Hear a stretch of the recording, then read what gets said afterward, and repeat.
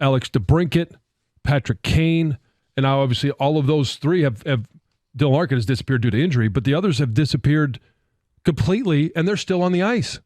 So what do you guys blame? You blame the patch, you blame Rieger, you blame car flags, you blame the Stars, you blame the coach. I mean, Lalone, we talked about it.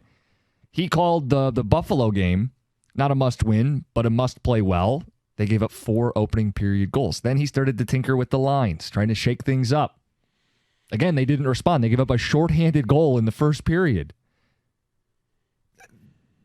John, like, how much blame does he get in all this? Like, we've seen teams fire their coach and try to salvage their season. This is only the second year. I don't think anybody was prepared to have this conversation 2 weeks ago.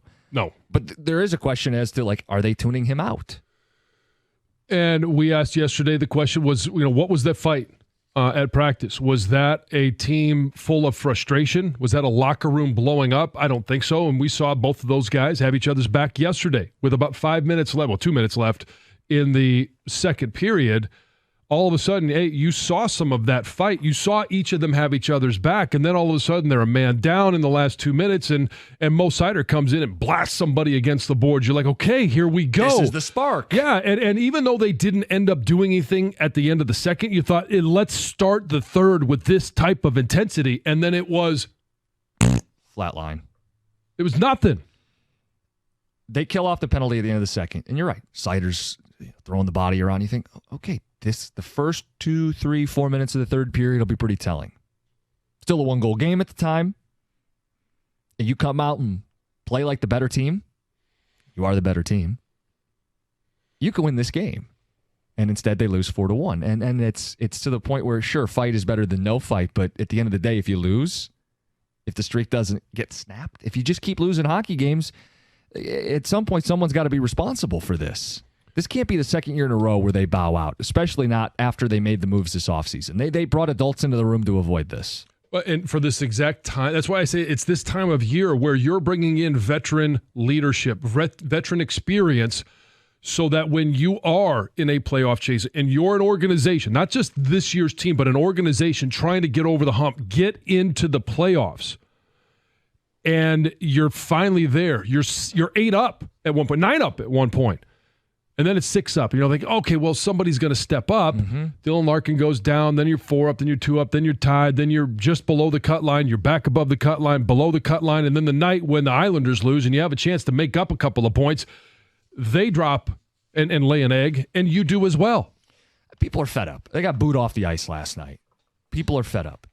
To what do you put most of that anger and frustration? Ticket Texter says, it sounds like you guys are trying to shield Yzerman from any blame in all of this. I'd be happy to address that.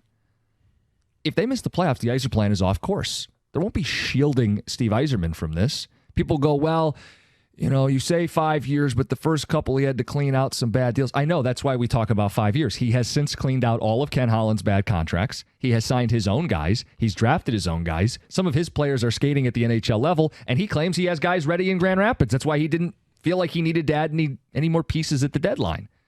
If they miss the playoffs, he will also be on this. He'll have a slice of blame pie. Yeah.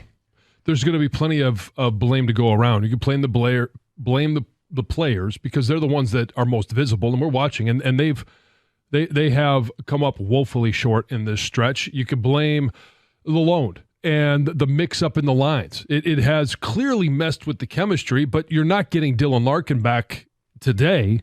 So how does he find a way to recreate that chemistry? That's on him. And then obviously everybody that's on the ice, everybody that's on the bench, Steve Yzerman has handpicked all of those guys. I guess the blame for me, I think I would put guys like Kane and DeBrincat and Raymond and Comfer, the guys who are their best forwards in the top 6 on the top 2 lines. The fact that the offense has disappeared, those guys are supposed to be the ones that step up in this moment. So I would give them probably the biggest slice of blame. Second, it would be Lalone. And then probably Yzerman.